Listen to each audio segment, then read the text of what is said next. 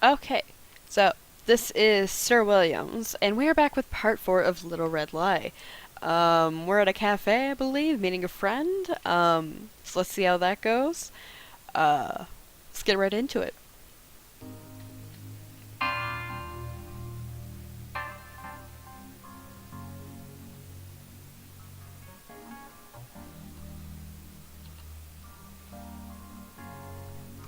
Oh, I guess I gotta get over there, actually. Uh, oh, I think that's my friend, but who is that? Hey Steve, how was it going? Did you just shush me? Okay. Oh, I can save. Wow, some of our local artists are so good that I can barely notice that this is a print of a famous crucifixion painting. What? Oh, you didn't realize? I thought you knew about this kind of stuff, Steve. Okay. Hey, I really like this painting. Believe it or not, that pastoral setting is based on a historical photo of Old Scarborough, not far from where we're standing right now. Cool. How much is it selling for? $2,000. Well, it's worth it. I'll definitely think about it. Great. The artist left her business card. Would you like it? Absolutely. Always good to have another business card. Thanks. You're very welcome.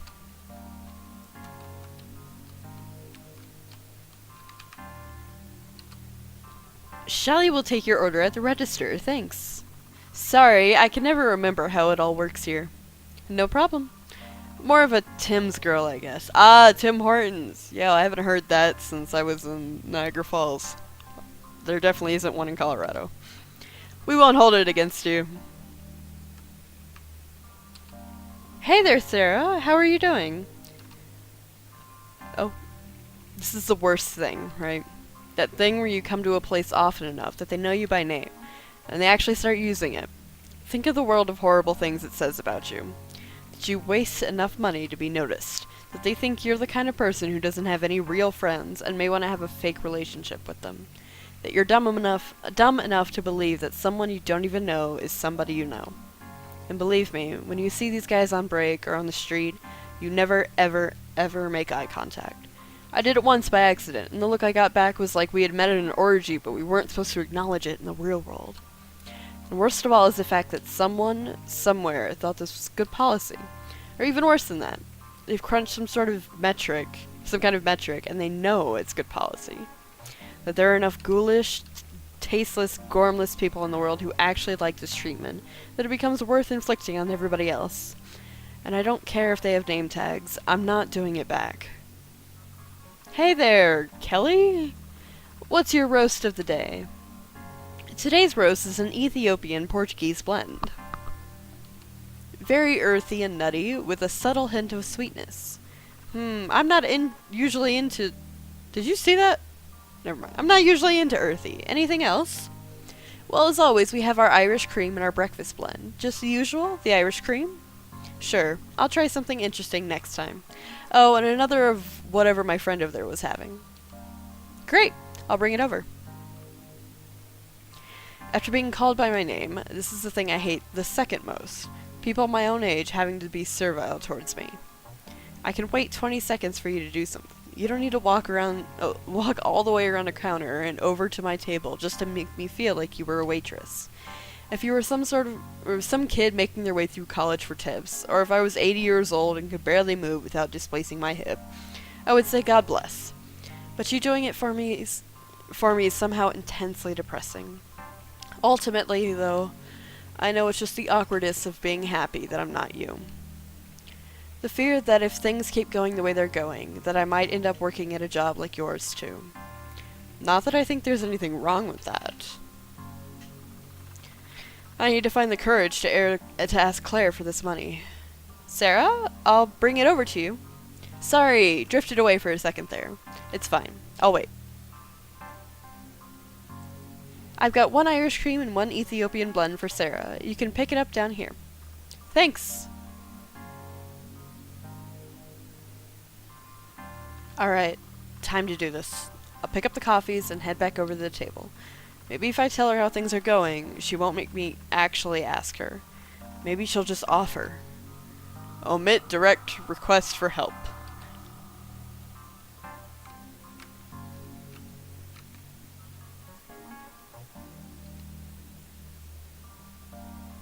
Oh my god, hello! It's so good to see you! I know, how long's it been? Forever, I swear. You text people so much now that you forget the last time you ever saw them was. I know, and then when you see them, you feel so bad. Totally. It's not the same, right? Never. I see Steve over there. How is he doing? Oh, I'm so sorry about that. We have to head out somewhere after this, and he had a really urgent call come in from work. He really works hard. What a great guy. Please. The last thing he needs is an ego boost. And I'm sorry for swamping you the moment you walked in. I didn't even let you get coffee. No problem. I'll be right back. And I'll get you another one, too. Oh, oops. I was supposed to... Okay, well, Uh-oh. Oh, wait. There. Enjoy it. Thanks. You probably won't see me for a while. I've got to start making coffee at home. We'll miss you. I don't know. Like, I've worked, like, service, or, I don't know if you want to call this, like, a service job, but, like, you know, normal fucking jobs before, and if I know somebody by name, like, I'm genuinely happy to see them.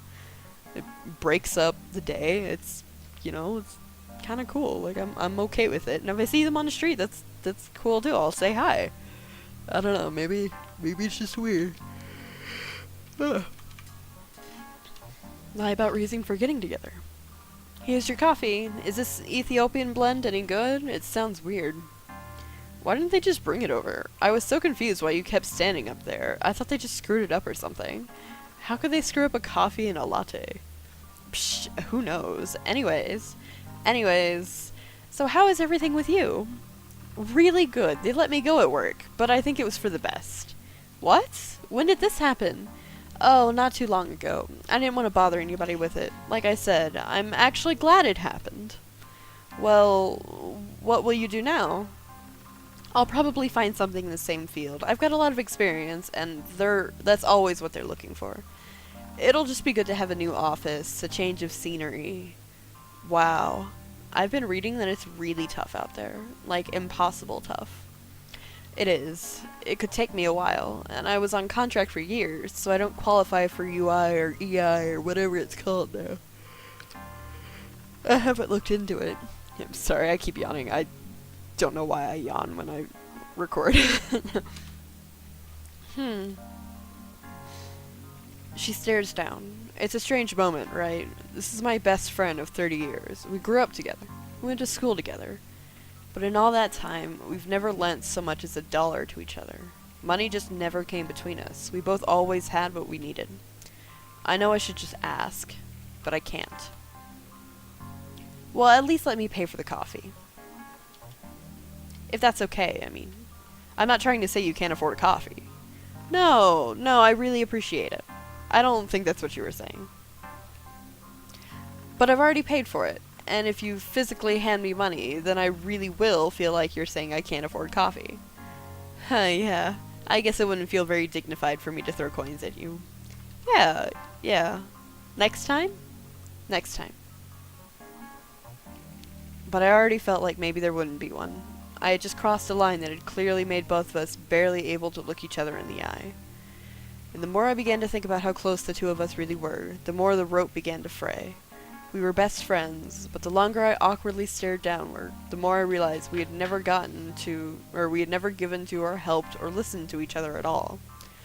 When she went out with Steve, who was dickhole incarnate, by the way, I didn't even say anything. She never warned me off of anybody either.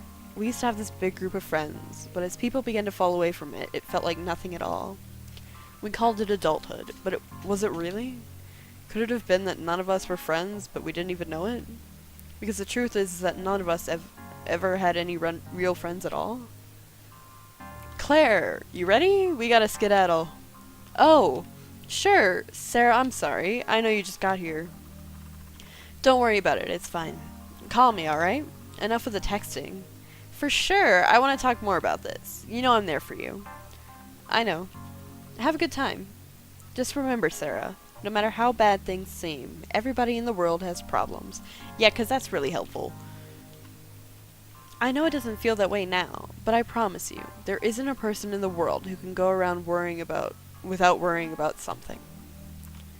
It's all a matter of perspective. What the fuck? What the fuck does that mean? What the fuck kind of... Whatever. Oh, he actually is gonna go... Hot Women Will Fuck You If You Have a Good Car, by Arthur Fox.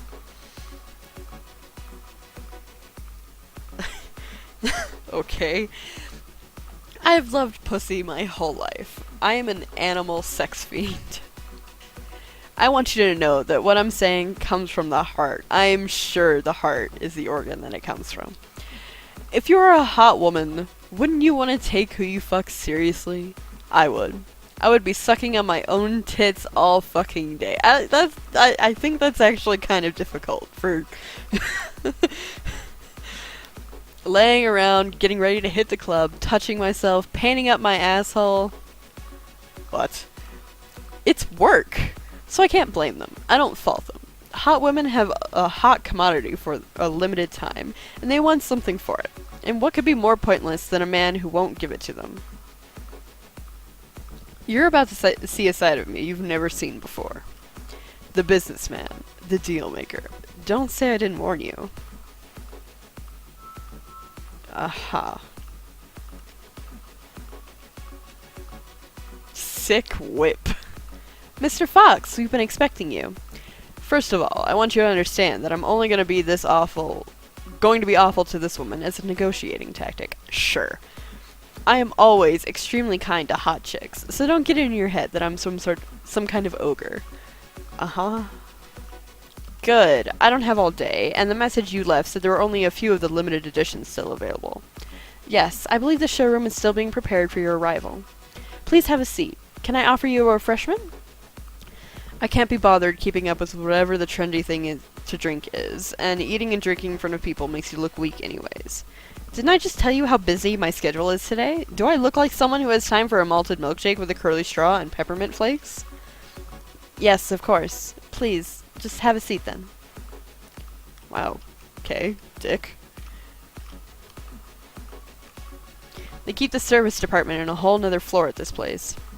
It's probably to make it more comfortable for the pussy holes who get indelicate if they so much as see some guy in a golf shirt instead of an immaculately coiffed salesperson.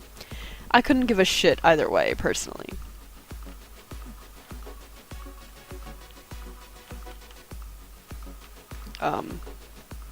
Yes? Don't think for a second that they don't put this couch here staring directly at that hot ass for a reason. They want the blood to fall out of your head and into your dick. Hasn't it already? They want you to remember what you can do with a car like this. They want to remind you that this is what it's all about. They're ready for you now, Mr. Fox. Please head in and speak with Ahmed whenever you're ready. A great way to look disinterested is to barely acknowledge what people are even saying to you.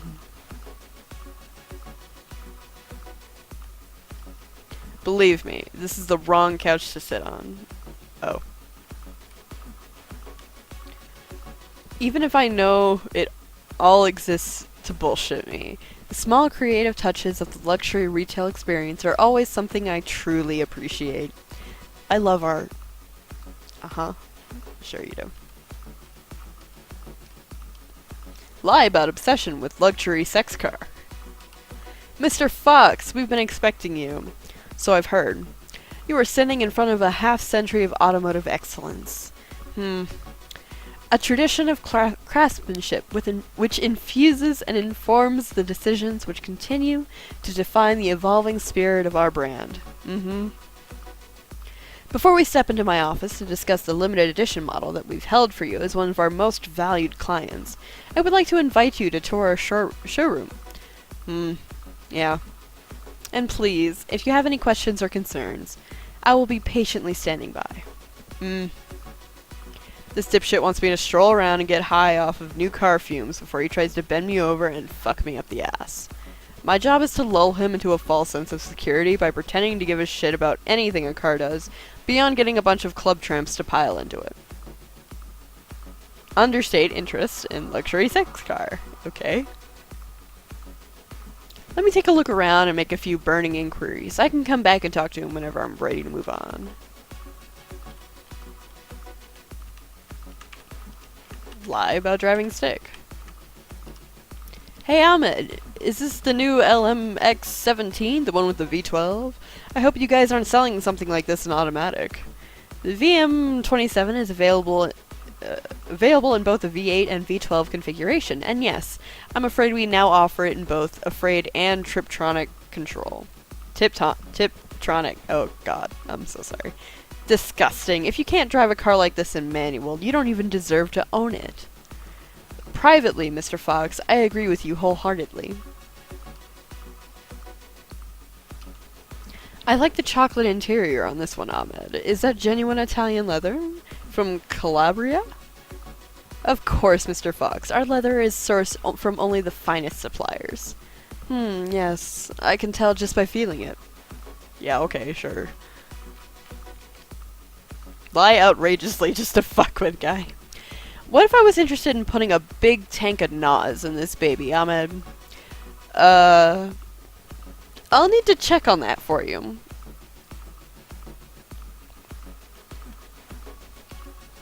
I've been reading that the demand for luxury SUVs has been climbing, Ahmed, even amongst the traditional sports car makers. Very much so, Mr. Fox. 20 years ago, it would have been unimaginable. Hey Ahmed, any chance you can let me pop the hood on this one? I'd like to take a look at the carburetor. Ah, you've got a fine feel for the mechanics, Mr. Fox, but I'm afraid that kind of in-depth inspection would require a separate appointment. Really? What the fuck? Romantic drug violence. I was reading that one of these was equipped with bulletproof armor and sold to... You're an astute observer of world affairs, Mr. Fox, but I assure you that any such things are the responsibility of third-party installers. We certainly would not welcome criminals of any sort to become part of our clientele. Fuel efficiency concerns. I love these babies, but the mileage... I am pleased to report that our model for next year is already showing remarkably improved efficiency in this regard. Are these rims strictly for street use, Ahmed, or could I install larger versions to go off-road if need be? 24s? 26s? That's an excellent question, Mr. Fox. I'll have to consult with one of our engineering associates and get back to you.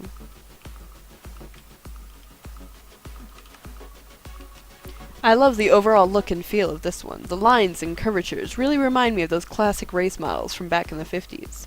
A very insightful consideration, Mr. Fox. I imagine that was certainly a key influence. If I walk right over to Ahmed's desk and sit down, I'll look desperate. And also retarded. I'd better talk to him first. Okay, dickhead. What is this?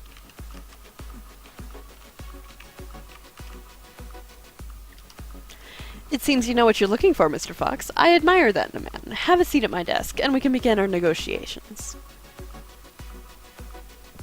Man, look at these beauties.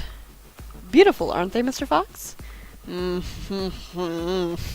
don't know how to read that.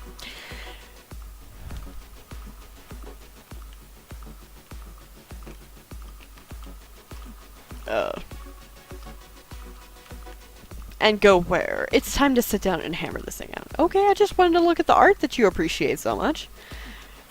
This is the limited edition red. It's alright, I guess. This is it. The ultimate.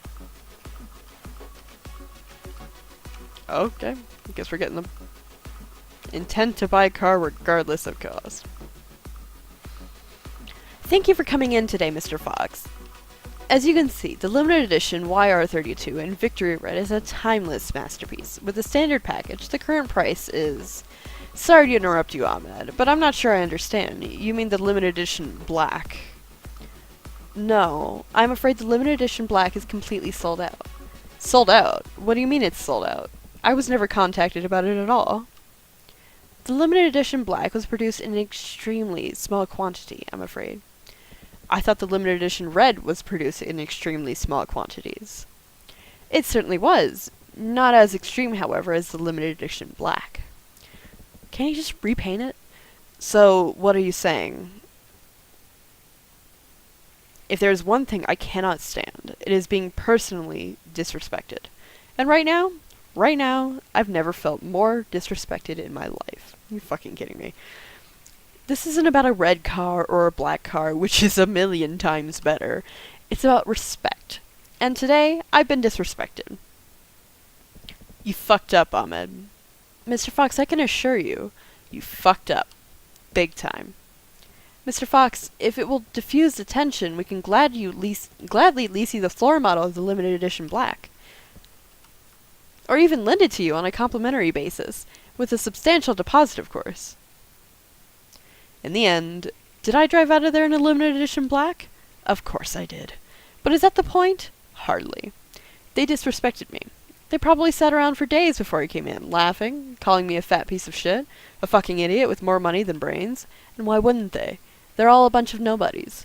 They think they're hot shit because they're sexier than me. Man, this dude has some issues. Because they have their stupid fucking non-executive MBAs. Because they buy off the rack and go to fucking nightclubs and twirl around with their fruity little cocktails. You're goddamn right you do, cocksuckers. And you think it makes you better than me? You must be insane. You do all that for me. To sell me shit. To seduce me into it. As if I don't know what's going on. You belong to me. Everything you do is sticking out your tongue to catch a few drops from the money-stained Egyptian cotton towel I wring out over your cum dumpster mouths. And all I ask, literally all I ask, is for respect. This fucking guy, this fucking car salesman, thinks that I am the one. That I'm the one who will get some piece of shit, not so limited edition Victory Red plowed off onto him. They look at my face and see a sucker. They look at my body and see a coward. We'll see. We'll goddamn fucking see. This fucking dude, what the fuck?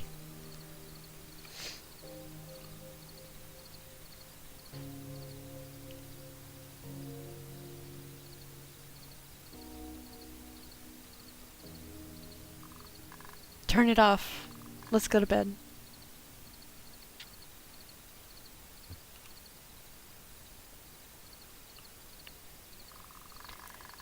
Do you think anything is changing with either of them?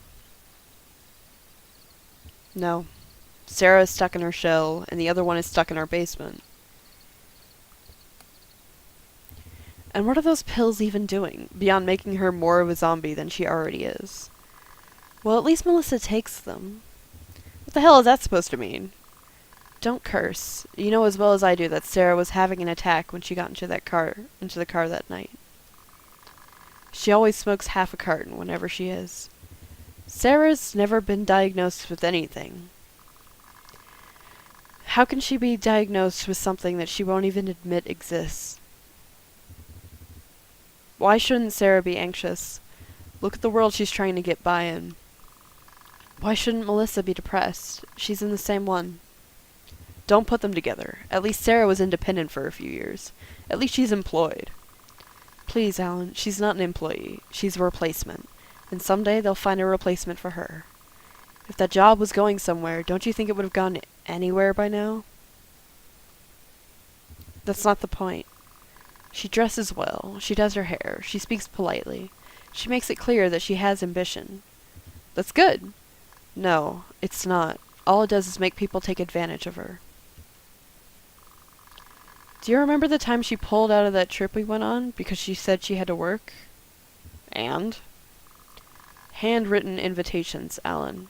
That's what she had to stay behind to do. She'd been there 8 years, 2 weeks of writing hundreds of invitations by hand. She didn't want you to know, and 2 months later, they let her go. They didn't renew her contract? They didn't renew her contract. How is that different? And she didn't even cry. That's good. No, it's not. It isn't bravery, Alan. It's shock. It's resignation. Why do you think nobody's in her life? Everything about her is terrified. She goes on dates. That was years ago, and she only went on first dates because she's beautiful and because men will have sex with anyone once. But then what? If she met the right person, How many people can be the wrong person? How many times can things go wrong before other people aren't the thing that is wrong?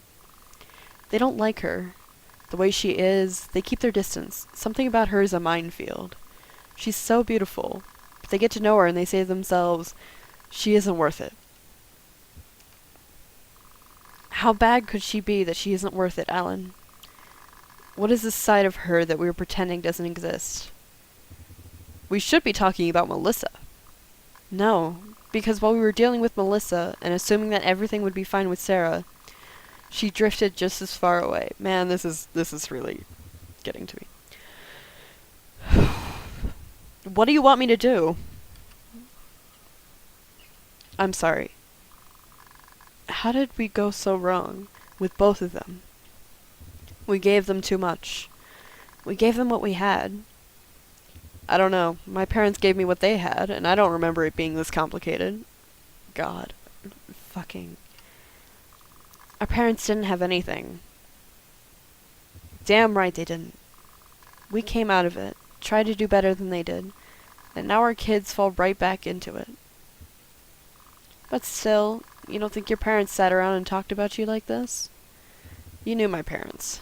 Don't be so sure. I think nobody thinks so, and everybody is wrong. I think... Naomi! Are you alright? Yes, I'm sorry, I'm fine. Just pain. I don't want to take any chances. Give me a minute. I'll get the car. No, I'm fine. You're not. I can see you wincing. I'll be fine. I'm tired of going to emergency. I'm sure you just need your medications looked at. I said no, and we can't afford any new medications. Every time we walk in there, we walk out with another new pile of experiments. You have to stay positive. Yeah, 'cause that's gonna help. And I told you, as expenses go, your medication comes before anything else. Everything else. We're running out of everything else. Alright, if you don't want to go, we won't go. But I'm taking you upstairs to get ready for bed. I think that's a good idea. I'll go to the stairs. You just take your time. I don't need your help. I'm fine. I'll just be holding on. It won't lift at all. I promise. Oh my god. Ready?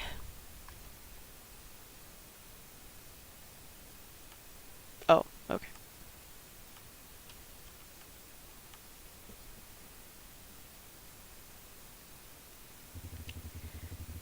The hardest part of this has been slowly adjusting how much I help her over time. If she knew I was having to support her more and more, I don't know if she would start trying to do it without me, or get so depressed that she'd never take the stairs again. She's too proud, or maybe I'm too proud. Either way, I don't want her to know. Pretend not to help. Easy does it.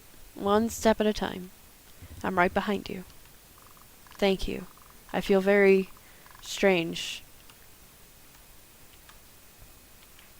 I'm gonna go slow because I could talk to somebody at the department, see if they can expand the drug plan a bit without increasing the rates. I know they did it for Anderson when his wife got sick. Anderson was an inspector, though. Everybody knew him. They got to parade the fact that they helped him all over the place. It made them look good. McGuire was just a grunt, and when his daughter got sick, they only gave him 2 weeks before they started bitching at him. They act like they give a shit about everybody until it comes to somebody that nobody gives a shit about. Until it comes to somebody they actually need out there working, instead of sitting on their ass in an office somewhere. They've got the money to spare, until they don't. It's getting slower.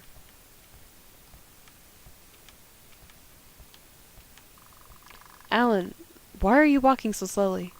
Your arm, it feels like it isn't supporting me. What? I'm fine. What is she talking about? What are you talking about?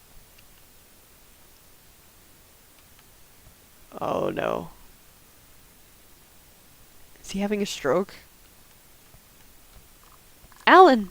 Alan!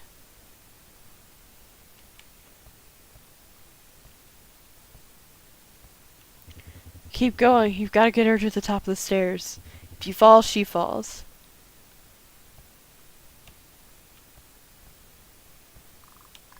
Alan, you failed them all.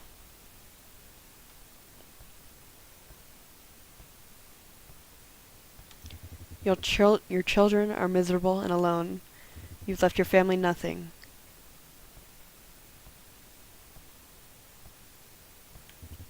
And now your wife is gonna fall down these stairs, crack her skull open on the floor, and bleed to death.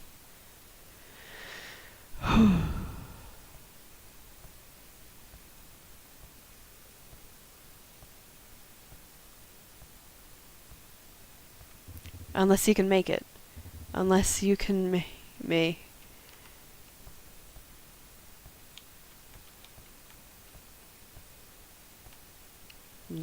shit. Sarah! Melissa! Alyssa. Do you hear that? She's in the kitchen, freaking out over something that only I could have done, of course. Probably found a dent in a can of pop. Nope. Alyssa! I think you should probably go. Although, actually, there was that stuff, but she couldn't have found it. Alyssa! Melissa! Jesus fucking Christ! I'll be there in a fucking second, alright? Wow. Shit, I hope she didn't find it.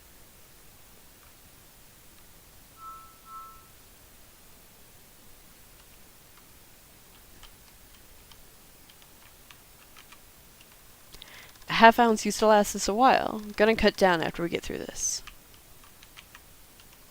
I don't even know how I got in this situation. I wish I could have gotten these off my wish list from one of the few subs I actually like. Now I feel like I can't wear them on camera. He'll never shut up about it. Let me see where I am on the standings on this game. It's been so long since I played. Holy shit, what the hell?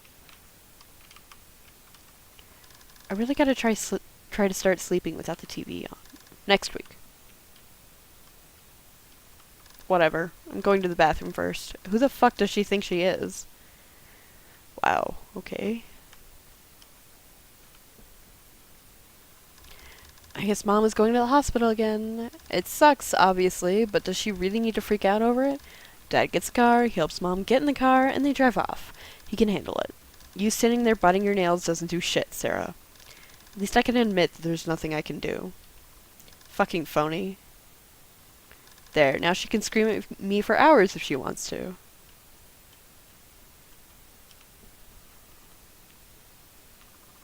No, I know, I'm not going anywhere. I thought the landline would help you find us faster. He's still upstairs. As soon as she comes, I'll give her the phone and go try it. She said she was coming. I don't know if I remember. My heart is beating too fast. I don't know where she is.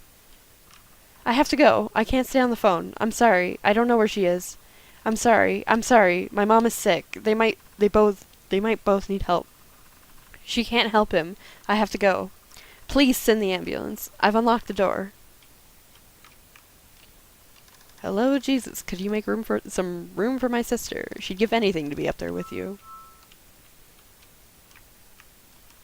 Sarah, what the fuck is your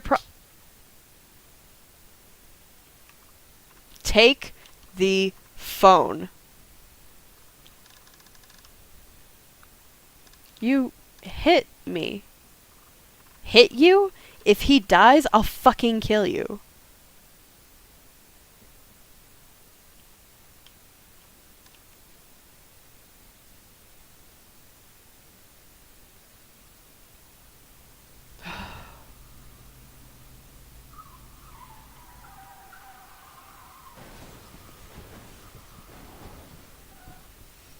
What? Some people might say that driving a car you don't own directly into a strip club while extremely drunk and on drugs at 3 in the morning is an uncommon experience, and that they can't relate to it. Personally, I consider it a universal metaphor. Extenuating Circumstances by Arthur Fox.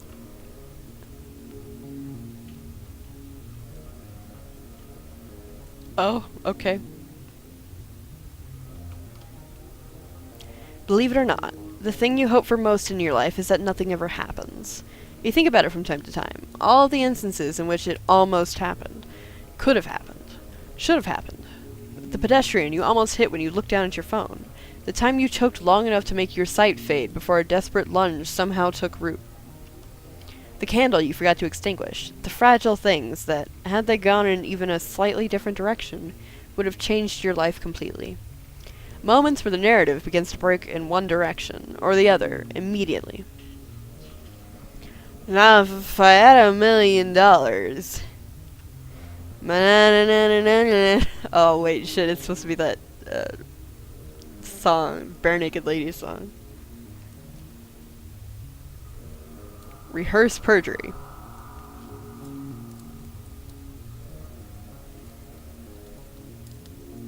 Following the incident, my first priority was to effectively comprehend my surroundings, as well as attempt to notify the authorities.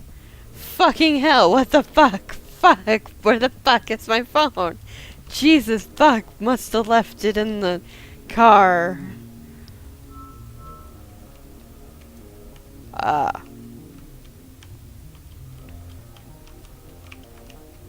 Should I mean, the car's burning. It should be fine, it's just a little on fire. Motherfucker! Son of a motherfucking bitch! My fucking $1,200 fucking phone! 2 months into a 4-year fucking contract! Suck my fucking dick! Fuck! Remaining calm, quiet and respectful of nearby residents at this late hour, I began to assess my surroundings for an alternative method of telephony. Having realized I had accidentally misplaced my phone in a toilet bowl, an embarrassing but valid extended warranty claim, earlier that evening. Furthermore, a lack of ambient police noise made it clear that law enforcement was not preoccupied with other incidents in this family-positive part of town. Where are they going? Fuck, I gotta find a fucking phone. Gotta call. Emergency. Well, there's a bunch of phones. I'm gonna go over here, though.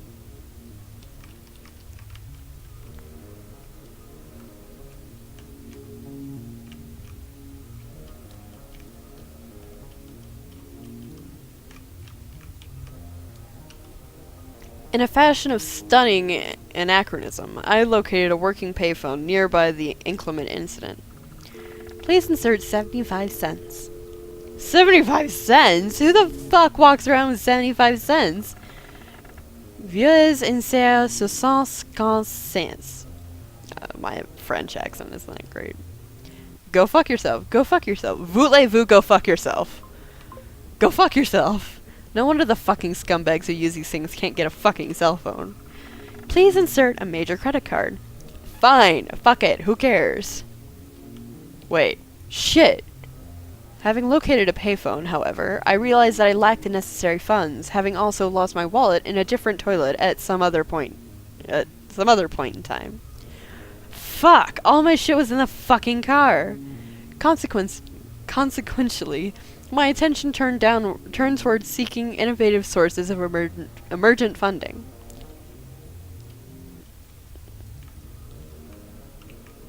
Oh no. Hoping that I might find a small amount of funds in the vicinity of a bank machine, I scoured the nearby area. Where's the emergency concierge button on this fucking thing? Fucking crackhead shithole neighborhood. I located a nearby ATM, but due to my presence in a marginalized environment, the ATM in question was not as fully featured as the ones I was accustomed to. Fortunately, I was suddenly reminded that there was no need to use money to make the call in question, that the call would be completely free. I then made my way back to the same phone, as would be the case given my state of total sobriety. Oh, okay. Alright, here we go. Yeah, hello operator, I'd like to make a collect call. Yeah, the number is... I can't remember. Wait, my hand knows it. I'll just dial...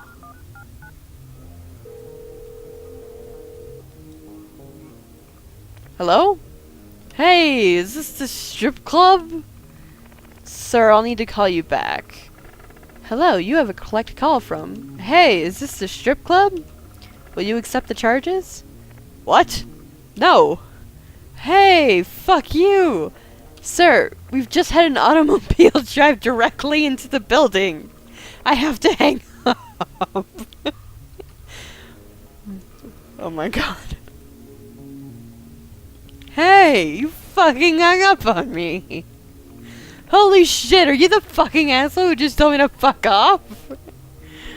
Wait, are you the fucking asshole who drove the car into the building? I'm gonna kick the fucking shit out of you. Hey, I'm a customer, you asshole. Well, I had trained in martial arts for several decades. It was the razor-sharp observational skills of that tutelage which led me to believe that I was at a considerable disadvantage in this particular encounter. I mean, no, I don't know. I didn't do this thing. And hey, are you guys open? No. And don't you fucking go anywhere. Get over here right now. I realized that the best way to defuse the situation would be to clearly explain the true circumstances of the events leading up to the incident. What is that? Sir, what the hell just happened? Recognizing that there was high potential for a considerable misunderstanding at stake, I moved, sensitively, onto the most pressing topic at hand. Quit being a fucking baby! It's fine, I'll buy you a drink. I'll order the biggest fucking table you got and the most expensive bottle of champagne you have, alright? Sir, we are not open.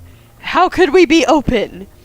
And look, I don't want to hear that Mandy is busy with other customers. You got that? You tell her she's mine.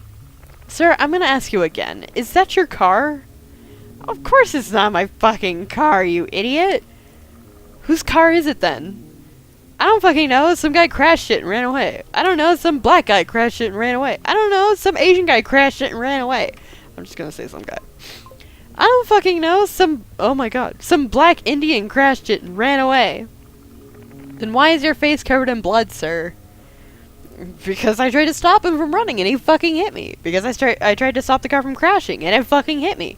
Because of an earlier, unrelated incident. Because I tried to stop him in the car and you hit me. Right. So you're saying if I report this to police when they arrive, that car won't come back as being in your possession. Well, I guess it looks like my car. That was stolen an hour ago, though there are millions of cars just like it. So I guess it would if someone was trying to set me up. My car got stole. I should be the cops. I should call the cops on you. Sarah, I'm gonna need you to stay right where you are.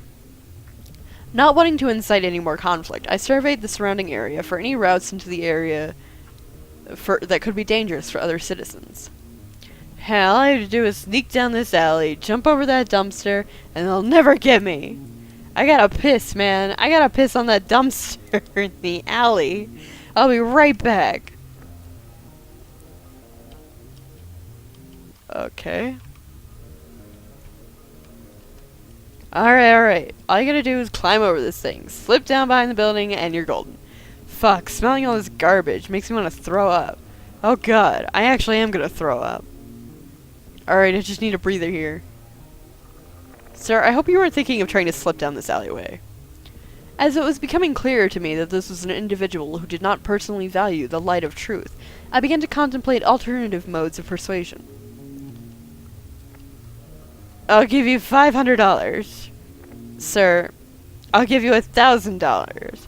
Sir, it's your car. You can't just escape down an alleyway. You can't just give me a wad of cash and wander off. You don't understand, you shithead. The motherfucker who did this is crazy. He tried to steal every fucking car in the parking lot. He smashed the windows on all of them. Look! Indeed, it was abundantly clear to me that nothing but physical evidence was going to convince this man, and it became incumbent upon me to quickly produce it. Are you fucking kidding me? Oh my god.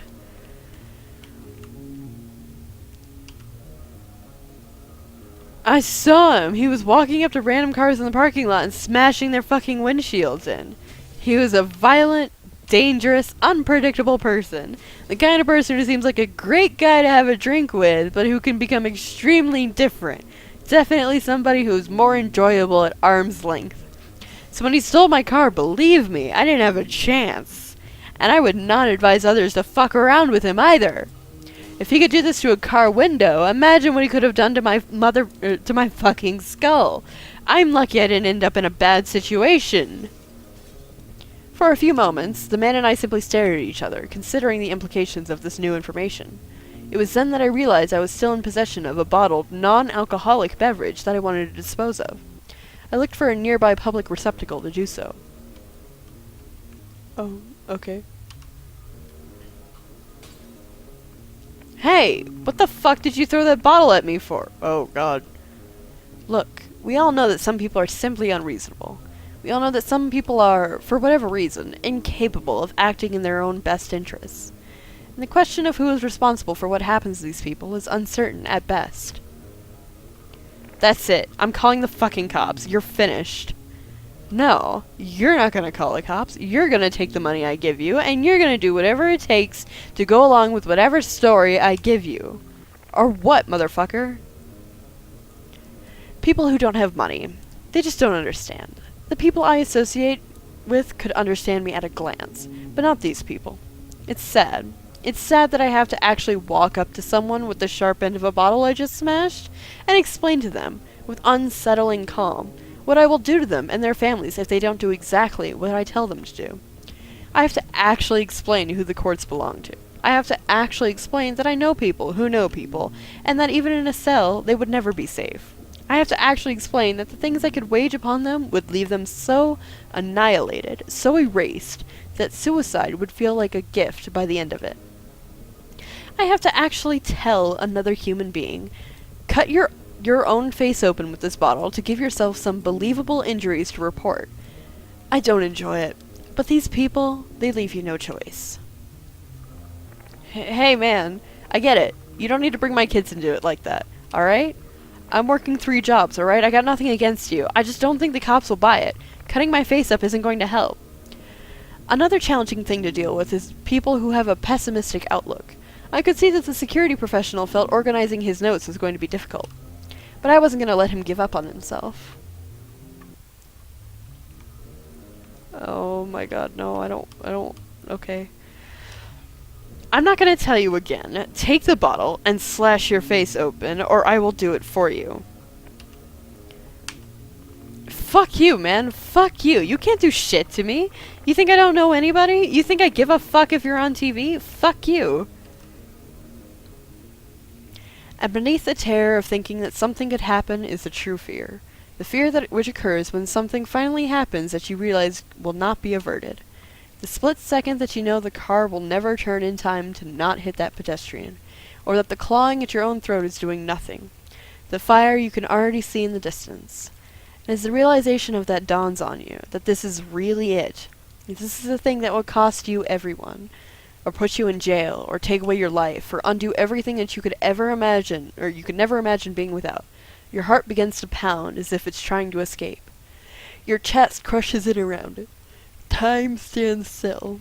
You hear the sound of your own breathing, cutting through the inside of your head like a razor blade. And in that moment, a person, any person, becomes capable of doing anything to save themselves. Anything. I mean, look at this shit. How the fuck am I supposed to explain this? It isn't possible, alright? You shouldn't take it out on me because it isn't possible. I disagree. Regardless, the thing that you have to remember is that even when it seems otherwise, you must have faith that money will prevail in the end, and that violence is nothing but a tool of the people who don't have it. The money. Always the money. Because money is not the most important thing. It's the only important.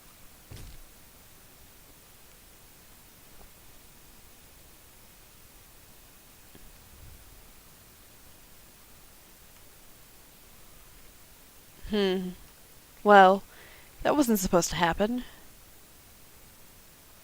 Are you fucking kidding me? I'm not sure if you remember who I am. I do. That's unfortunate. I try to make a point as being as forgettable as possible. Regardless, I only have a few things to speak with you about, and then I can get you back on your merry little interactive way. Oh, she's talking to me.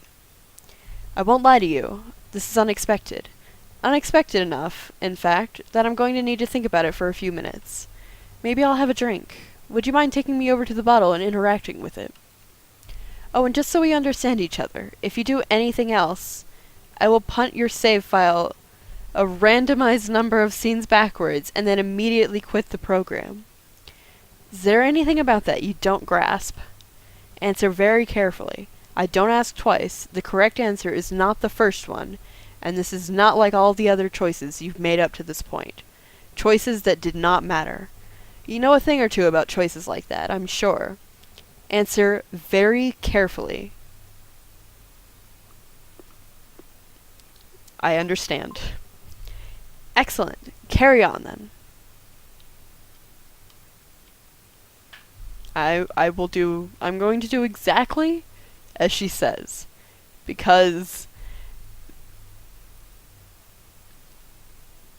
this is scary. Thank you. I could have walked there on my own, of course. But then what would you be good for? I'll just be a second. Feel free to get one for yourself. Did you get a drink? No. Nope. You know, there are cultures in this world where refusing to have a drink with somebody would be regarded as a mortal insult. Fortunately, I'm more of an individualist. You'll have to forgive me. I forgot to mention that mine was non-alcoholic. The taste has never agreed with me.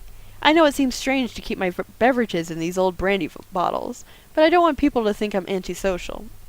It's a useful cliché, isn't it? You see prosperous fictional white people, and they're always drunk. Oh, here's my finest champagne. It functions as an easy symbol of my great influence, but also of my crippling vulnerability. Terribly lazy, isn't it? That being said, please feel free to drink as much as you'd like yourself. It's your life. Anyways, where were we? I don't understand what's going on. I promise to explain everything, but I'm sure you're sitting down. Shouldn't we both be? Take me over to that couch. And again, please don't do anything else. I think you understand. Okay.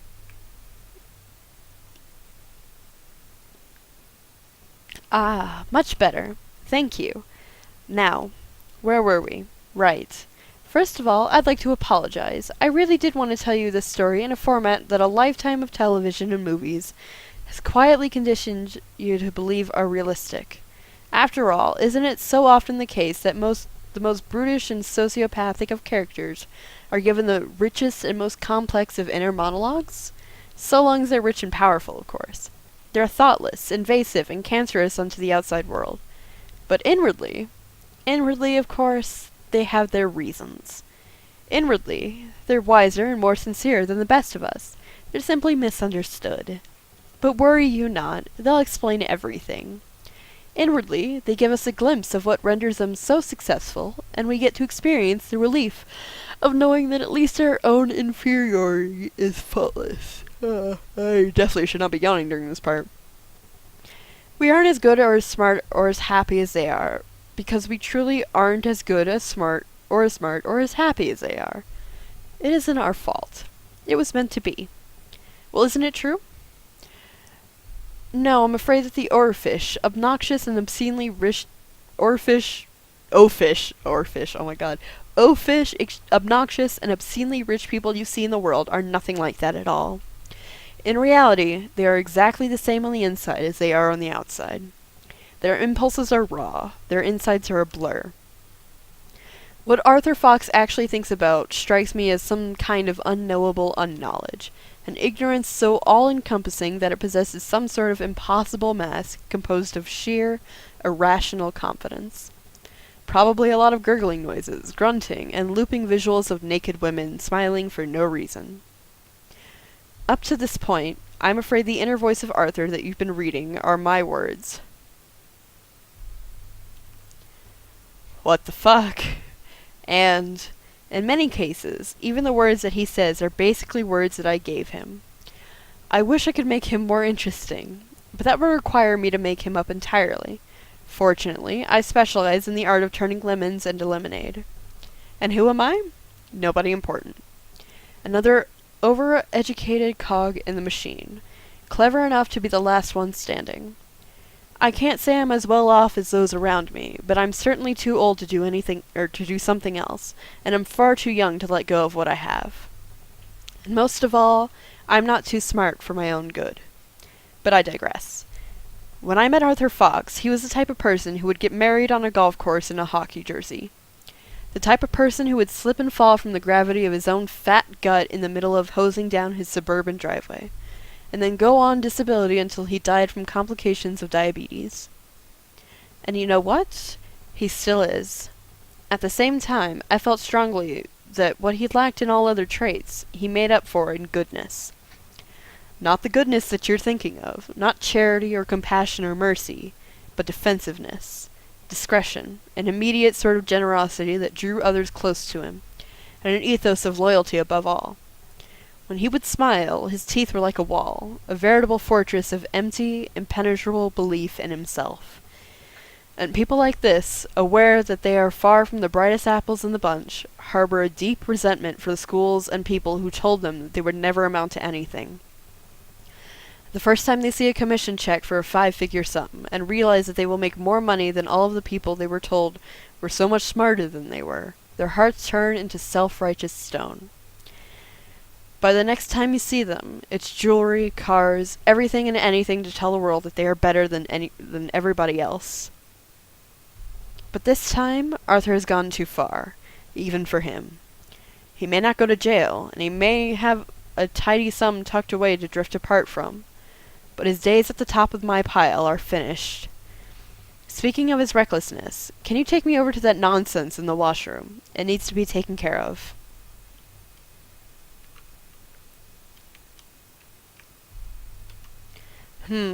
Actually, I'd better hold on to this instead of flushing it.